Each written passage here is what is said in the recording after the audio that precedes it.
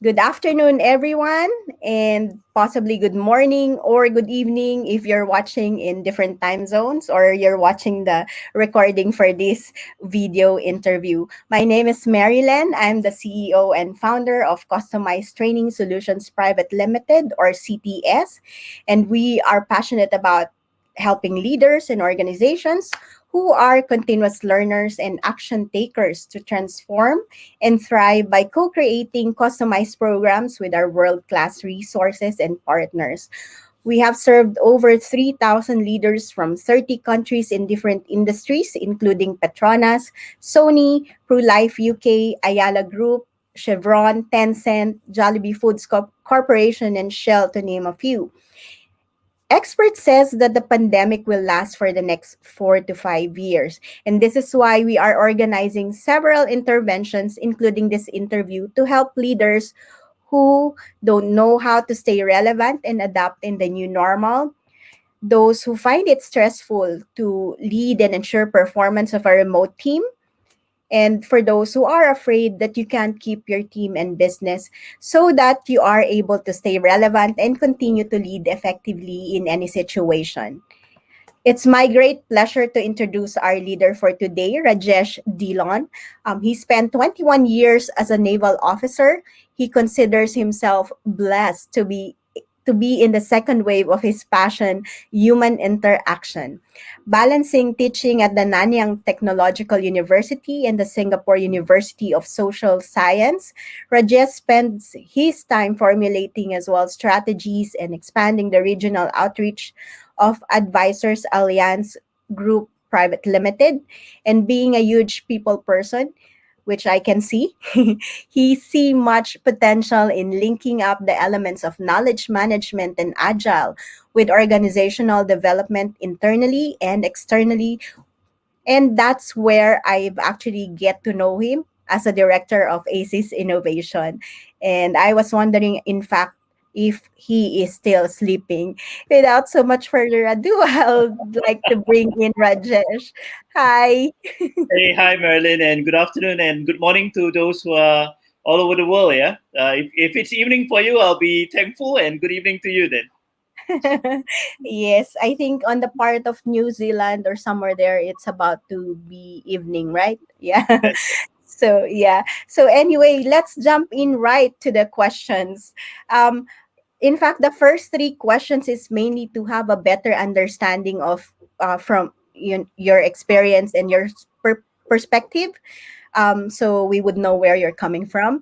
And then the 4 to 6 questions would be mainly to learn from you in terms of, problems and strategies that we can possibly, you can possibly share with us based on your experience. And the 7 and 8 question that I'll be asking you will be my Miss Universe questions.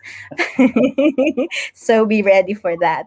So to okay. jump in, please do share with us your leadership experiences and influencers, or perhaps the leadership style that you prefer to do as a leader yourself. All right. Thanks, Marilyn. So, a bit of a background, like what you said, I spent a huge part of my working life in Mhm, the Navy. mhm, So I was fortunate. It was my ambition, and therefore it made it easy for me to accept the ups and downs uh, mhm, and learn leadership at its core, mhm, where you managed people from all walks of life, be it people who were conscripts or people who had taken up a career in the Navy. Um, it brings about different aspects of how you're going to lead these people. And really, if you ask me what is leadership, then I'll say leadership comes from the heart, yeah, with the help of the head, yeah. And from there, what we do is we tend to bring all these people together and be able to move as one, and that is leadership, yeah. mhm, So leadership doesn't mean always the leader is in front. It mhm, also means sometimes the leader is behind, and usually we all keep our fingers crossed to say that when it's the good stuff, yeah, then we put the people ahead of us, and that is leadership. So if I was to give leadership a shape, I'll mhm. say it's an inverted triangle. Let me try and do that inverted triangle here. Mhm. Okay, no, this, but like this. All right, Okay. and the leader is at the bottom because if he is balanced in thought, and then the triangle is up. But the Mm-hmm. minute he's swaying and he's not sure, the leadership can go either way, right? Mm-hmm. And that's how I see leadership has. It's that one person who is holding it all together, holding that team together. That Mm-hmm. for me is leadership. Now, looking deeper, what does it mean to lead? And it's very simple. I think the concept of servant leadership has been there, right? Um, and that is leadership, to be able to grow your people or grow Mm-hmm. your team with your team. Yeah. Mm-hmm. It's not just about us climbing up the corporate ladder, but it's also about all of us. And a very good friend of mine, Dr. Rita, actually shared Mm-hmm. this thing is to help your people to grow and let go. Yeah. To be able to get them to grow and then ensure that you can let go of them so that they can move to uh, the greener side, right? Or to the brighter side of wherever they want to be, right? So to aspire, to mentor, to coach, that is leadership. Yeah. Um, Now, I was fortunate. I had 20 over years, 23, 22 years in the Navy, right? Mm-hmm. Close to 22 years. And then I was able to actually transit into the corporate world and understand corporate leadership. There are differences in it. One of it really is the time taken to make decisions. In the Navy, sometimes because of the public service, we were able to actually uh, really take some time and have a 6 month plan or a 1 year plan. In the corporate world, because it's competitive, right? When something is thought of, the next thing is, all right, let's give us the funds and we'll get it down and we'll hit the floor running and we'll be the first mover, right, to bring this into the corporate world. Mm-hmm. So, especially being in financial sector, it's very very fast, very very competitive, Mm-hmm. and to a certain extent very secretive as well. Yeah. So that's the main difference I've noticed from um, being in the corporate and being in public service, leadership styles. Yeah. Well, my experiences in leadership, I'll say that there was a lot of learning in the Navy, right? Mm-hmm. I've been fortunate. I think in my entire 21 years, there was only a period of 2 years that I learned how not to lead. The remaining years, I learned how to lead. So there are no good leaders and bad leaders. There are good lessons, I'll say, Mm-hmm. right? The leaders who are terrible are the ones that you learn the lessons on how not to lead or how not to behave when you are in leadership position. So I was fortunate. I managed to have a 2 full year of it. It was dreadful, but it was full of lessons. And when I was put in a leadership position, then I knew that, hey, this is not how I'm supposed to behave because this is how it will feel. So when we are able to put ourselves into the shoes of our people and we are able to understand how it feels, it means that we understand what servant leadership is about. Mm-hmm. Thank you. Thank you for sharing. And you've actually made it easier for us. You've actually defined the leadership, which is my next question. But if you were to put it in one sentence based on your experience, you've mentioned you were so lucky that you get to be led for like most of your years with good leaders, and um, at the same time you've learned how to not lead your team. But if you were to define leadership in a sentence, how would you define it? I would say is the ability to let go, knowing that it'll be okay, right? So if you know that you have the confidence that you can let go and it will be okay, that's lead. You have done a good job.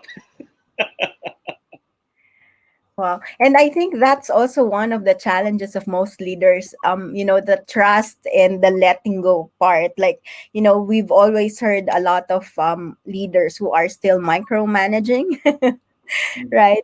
And yeah, letting go is something like, especially for small organizations like we have, right? That portion where we can let go and let them do what they have to do. Yeah. If I can share with you a story, yeah. Mhm. Um, Please do I had so. just taken over command of a ship, Mm-hmm. and we were out sailing in the Singapore Straits, which you know is very busy. We have 1,000 ships a day, right? Mm-hmm. And right smack in the afternoon, in the middle of the straits, the ship had a blackout, and we Oh. lost all our power. And the ship is still moving because of momentum. Mm-hmm. And the chief engineer comes running to me. That time was a ME3 Siva. He came up to me running and he said, "Give me a couple of minutes. I'll try to fix it. Give me a couple of minutes." Panicking, and I told him, "Listen, I just need one engine. That's it." Yeah. And they went and they did their stuff and they gave me one engine in about 3 or 4 minutes, and that's it. And then slowly we had both our engines and we were able to continue. Zero incident with 43 lives on board. Zero incident. Yeah. And on that very night during dinner, he asked me, "Why didn't you shout at me?" Because the previous commander used to shout and will panic and will start screaming. And I told him, "Siva, would it make a difference? Would you have worked 5 minutes faster if I had shouted?" And he looked at me and he said, "No, but I worked faster because I was thinking, why isn't the guy making noise? Why isn't he shouting?" So if leaders react uh, to everything, there's two Mm-hmm. ways to go. It can be a positive, it can be a negative, right? Mm-hmm. In my sense, all I needed was just one engine so that I can have back storage rate. Momentum meant I was still moving and I Mm-hmm. could still control it. And Mm-hmm. because I was calm, they did it in a calm manner. That's it. We got it back. Yeah. So different leadership styles. Lah. Yes, correct. And I think that gone are the days where leaders are supposed to be authoritative and have to shout or get angry for that matter, because even if you're not shouting you can actually get things done, like what you've shared in your story, right? And I think moving towards we've been hearing a lot of next normal, new normal, whatever you wanted to call this. And I would say that the story that you've shared would also be like somehow like how can you adapt when there's crisis, there are problems that are arising in wherever you are or while leading a team, right? So having said that, how would you actually define or describe the next normal? Well, I think we have to understand a couple of things, and leadership is very different from the office, and leadership is very different from home based working. Yeah. Mm-hmm. Um, Number one is actually you can't see the people anymore, right? Mm-hmm. Now, a very very typical thinking would be if I don't see you, it means you're not working, right? Exactly, the Yeah, traditional thinking. yeah. So it's if I don't see you, it means you're not working.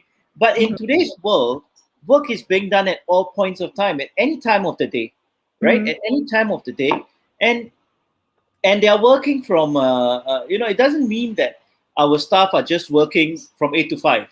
You Mm-hmm. know, we have mothers who actually have to take a longer lunch break because they got to feed the kids now, or they have to cook lunch now. Yeah, Mm-hmm. so they've done that, and you know they are still back online at 7 p.m. They're still doing stuff, right? You still Mm-hmm. get emails in the middle of the night. Yeah, so work is still going on, right? So the new normal brings about different kinds of stress. Mm-hmm. The new normal brings about attention to mental and psychological effects that our staff are having, and leaders Mm-hmm. have to pay attention to it. So a friend of mine shared with me the new what I think it's a virtual business model canvas, the new one, right? And a big part of it actually had psychological awareness. Yeah, Mm-hmm. um, for us to understand that hey, if I have a staff now working from home, what it means is that today it could be she or it could be he, right? Mm-hmm. If I use she as an example, yeah, it means that when she's at home, she's multitasking as a mom, Mm-hmm. as a wife, has a daughter, and I was talking to my sister, and she says, "I'm also the cook, I'm also the maid," right? So we have to True. be able to understand that there is that balance, there is that different stresses that they face at home. Yeah. The new normal brings managing organizations into a bit of a difficulty if they didn't manage knowledge Mm-hmm. before in their organization. Um, in the KM world or in the knowledge management world, what we do is we try very hard to break silos. because we say we are all in a certain silo.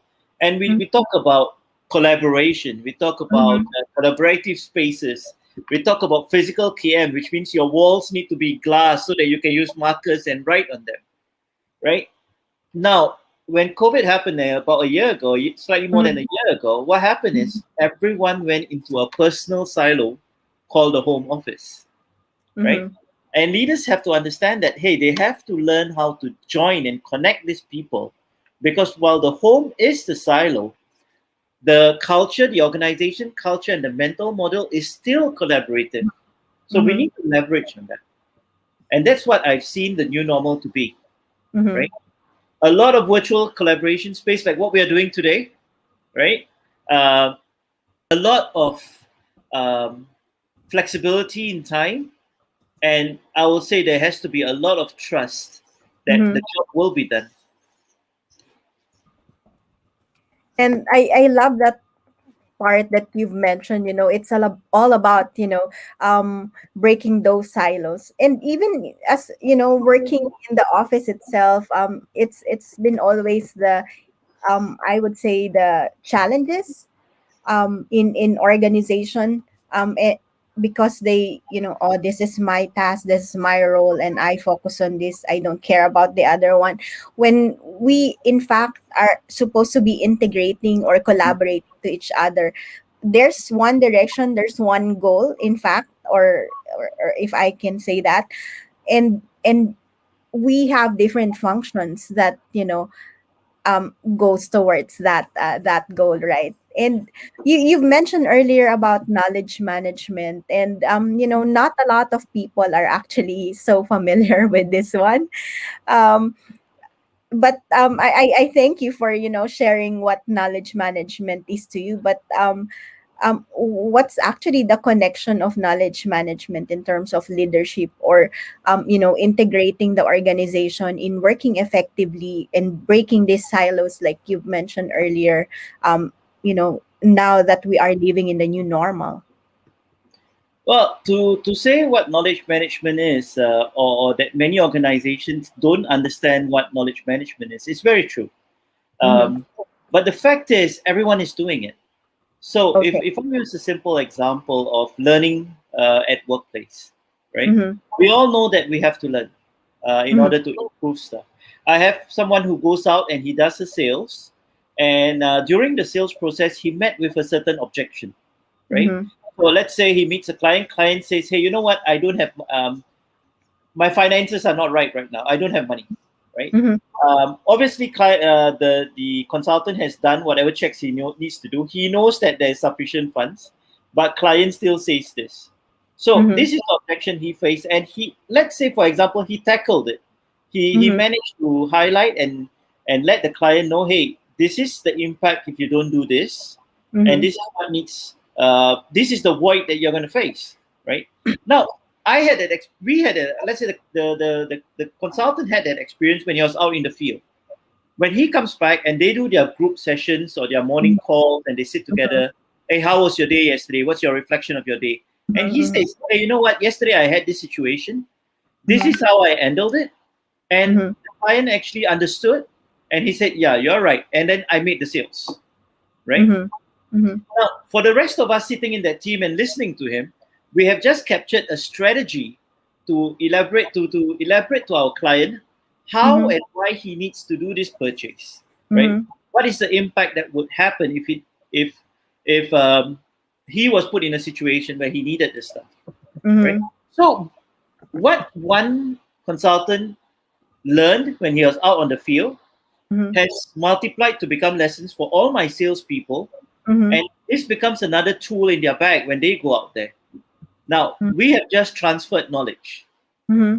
And to make sure that what we have transferred doesn't remain just in one team, but is now multiplied to all the teams that we have.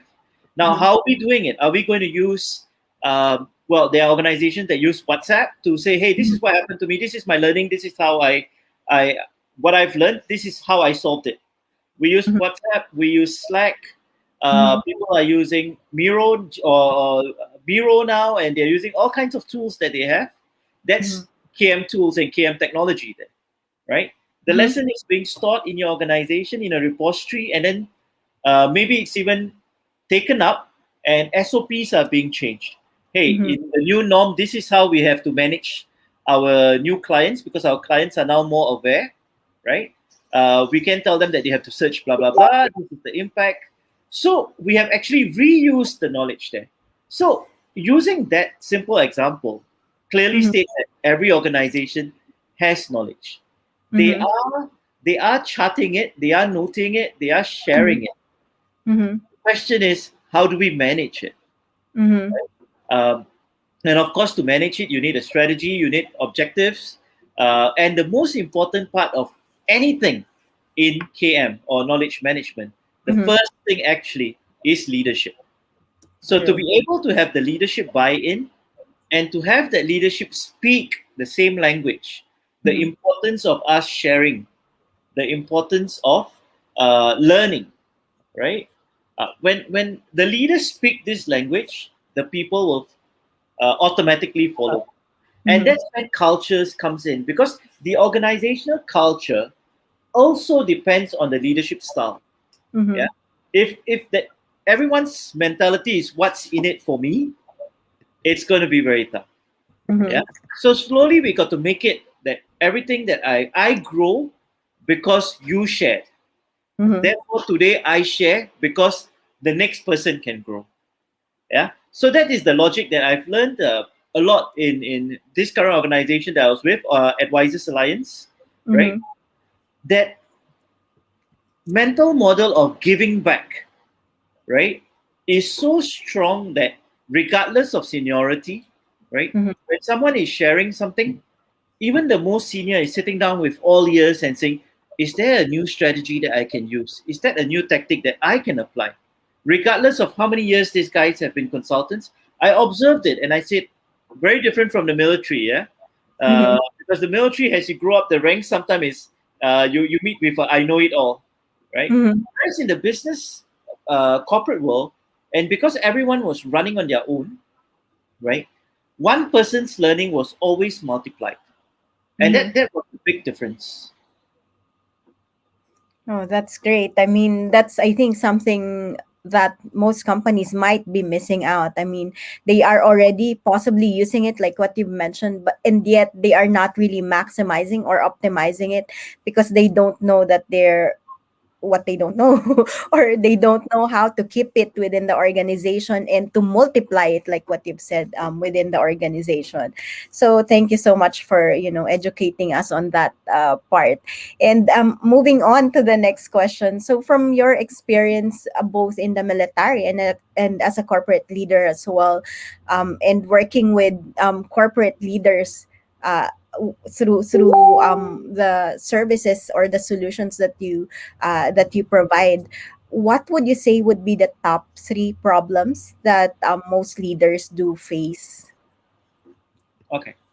Um, I will give you the problems that I've seen and experienced, and Mm-hmm. I'll give you the simple solution as well.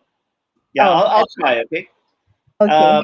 Well, it's been buzzwords. Yeah, productivity, efficiency, and effectiveness.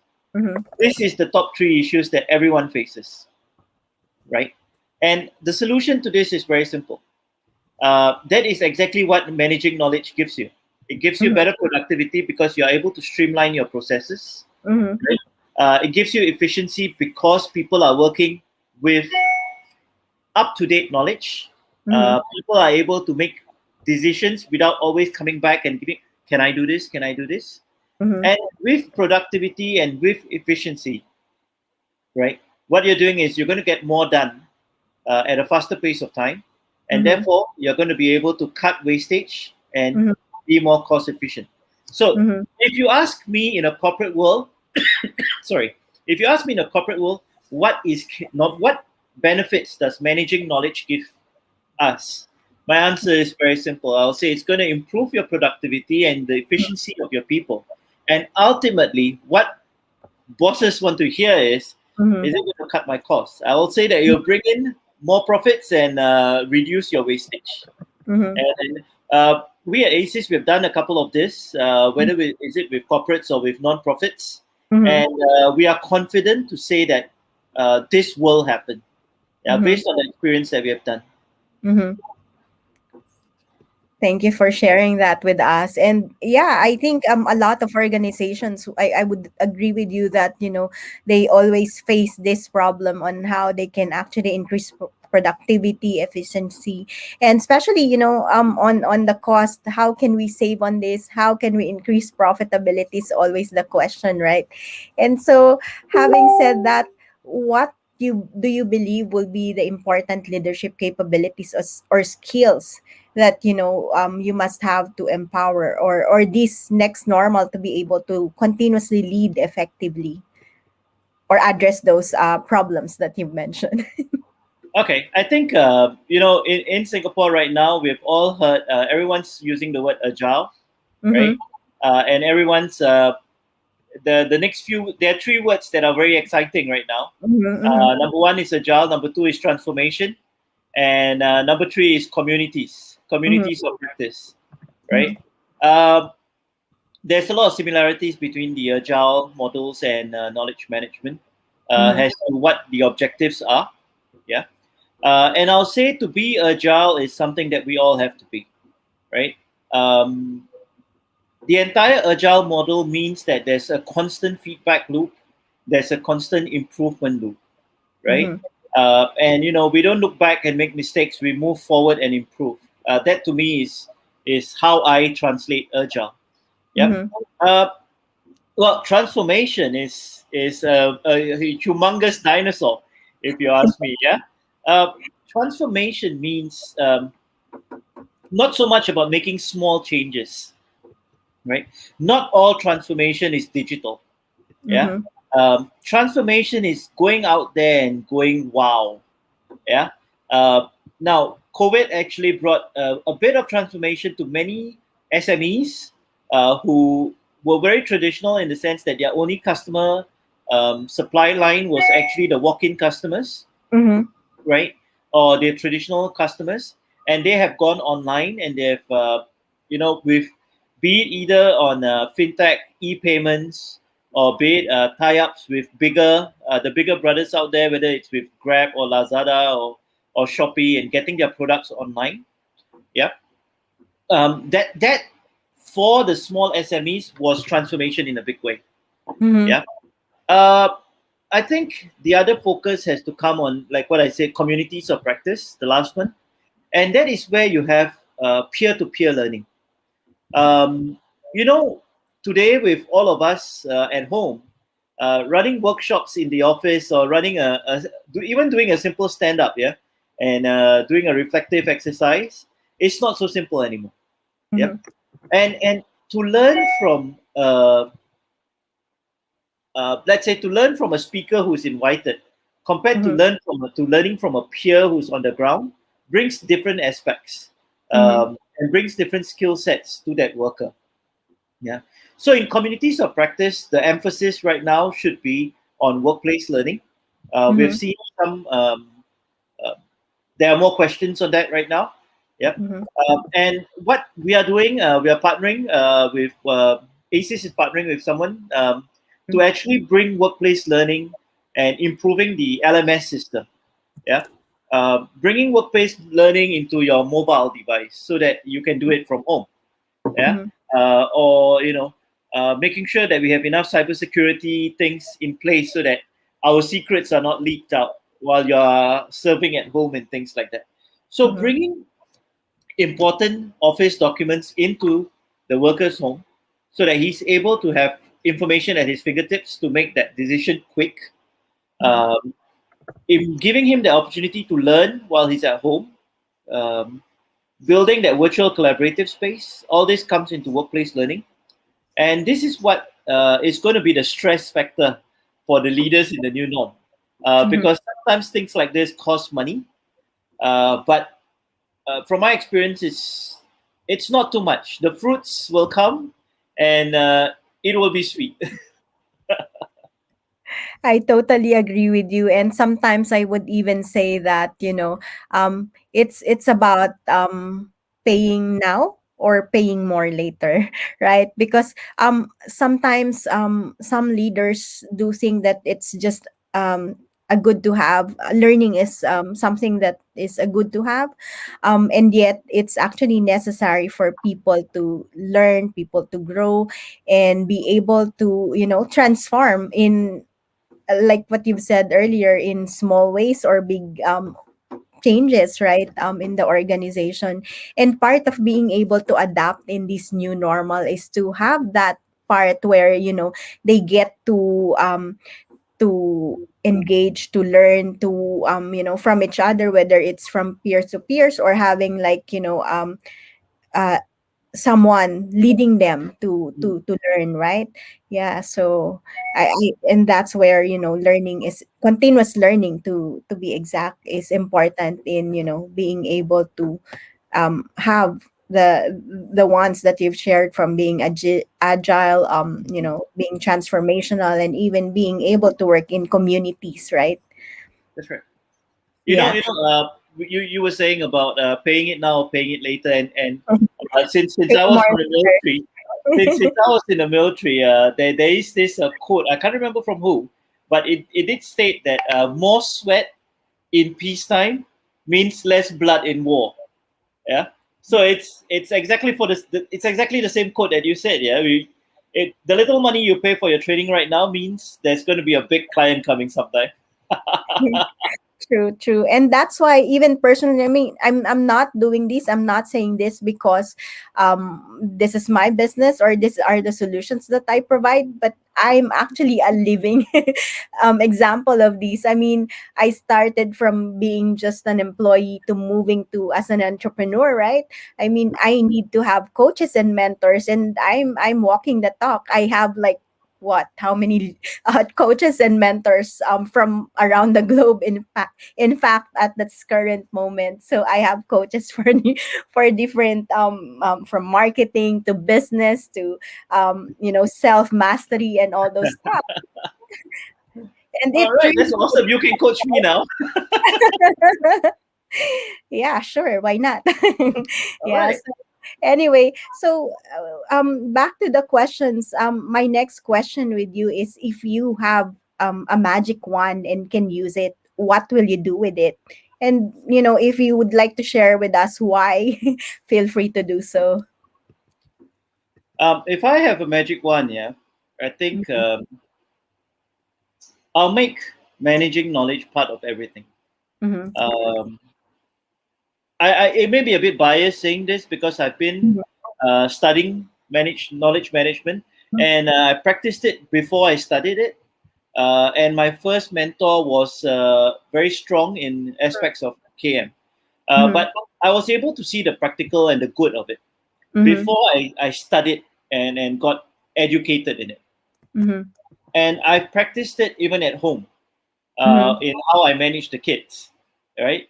And you can tell that there is different, right?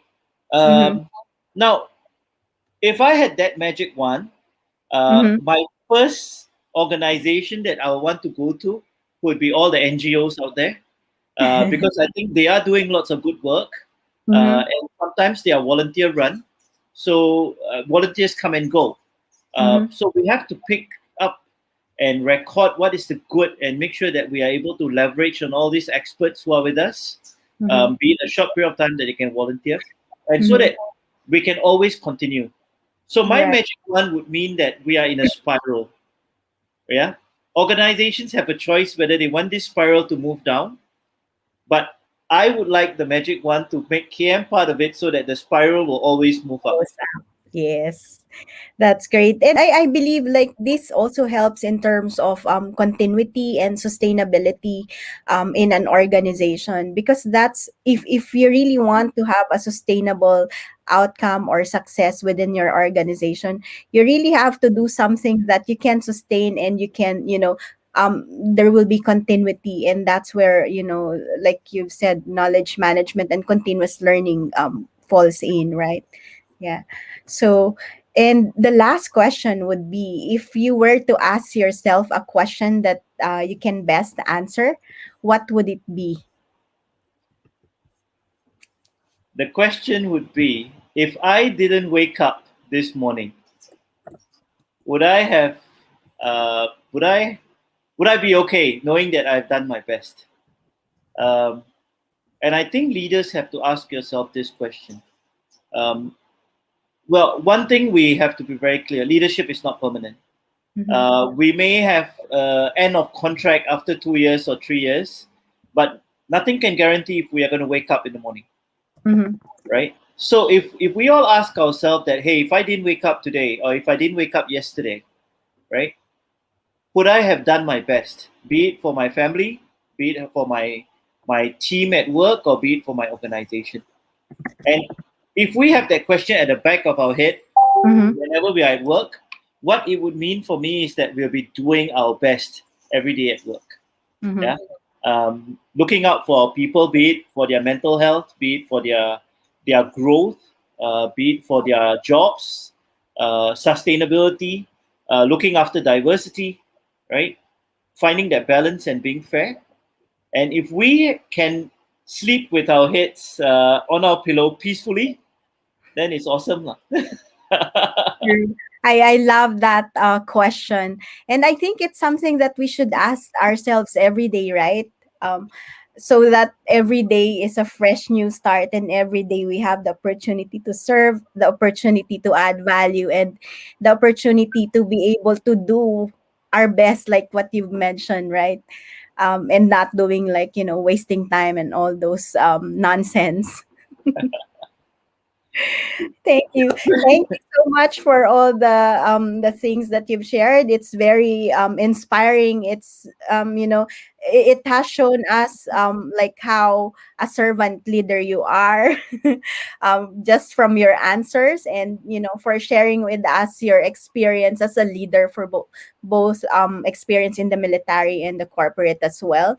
And if there's anything more that you'd like to add or to share with our viewers, feel free to do so before we end this session or interview. I think just one thing to add. Mhm. Leadership and transformation is hand in hand. Yeah, True. transformation is not a humongous word for us to actually be so frightened about. Um, you bite the elephant or you bite the dinosaur bite by bite, and slowly Mhm. you'll get it done, right? So don't be afraid of transformation, and most importantly, don't be afraid to lead. We are all leaders from True. birth. Yeah, we're all leaders from birth. So as long as you have a strong strategy, um, one stick is no is worse than one whole team, right? Work as a team, and everything will be all right. Thank you. Thank you for Thanks, sharing Darren. that with Thanks for us. having me. Love that. And yeah, I totally agree with you that you really have to start it with you as a leader, right? To be able to have that change, to have that transformation, better yet, right? And that's what we need right now. I mean, COVID-19 has brought a lot of changes in our lives, and it's about time to have that realization and have that transformation and to lead our lives better in a better way. Yeah. Thank you so much. And thank you everyone for joining us. And do continue to connect with us. You can see our website to find out how we can actually help you in the coming months. And with that, we would like to leave you with this quote from Dolly Parton: "If your actions create a legacy that inspires others to dream more, to learn more, to do more, and become more, then you are an excellent leader." Thank you so much, everyone. And thank you, Rajesh. Bye for Thanks, now. Merlin. Thanks, everybody. Take care. Bye bye.